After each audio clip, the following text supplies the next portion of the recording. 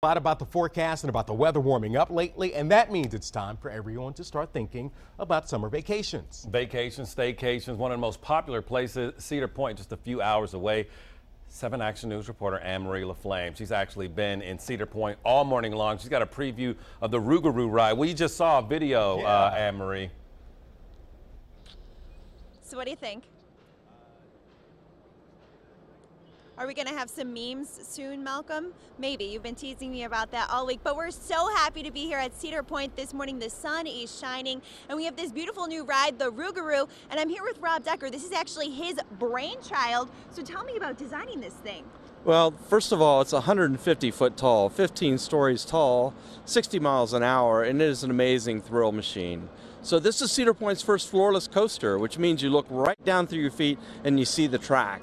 It has 4 inversions, and the transitions through this are just amazing. So this is actually a redesigned coaster that was here that most people might not know about.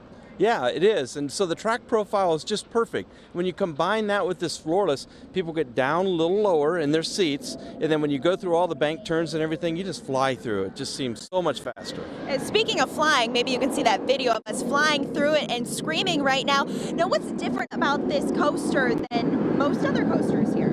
Well, I'll tell you, there are a lot of great elements with the 4 inversions. One is the only kind of its world for a floorless coaster. It's called an incline loop, and after you get through all the loops in the front, you do this one, you go to the back at deep in the swamp where the Rougarou lives, and that's where everything kind of sneaks up on you. All the twists and turns and banks and rolls, it's just a great ride. Oh yeah, in the swamp, and it's smoky, and it's, do you hear that roar? That's the roar of the opening of coaster season. So you guys must just be like kids on Christmas today. Well, we are, because we have 17 roller coasters, and we feel like we just opened up our newest present.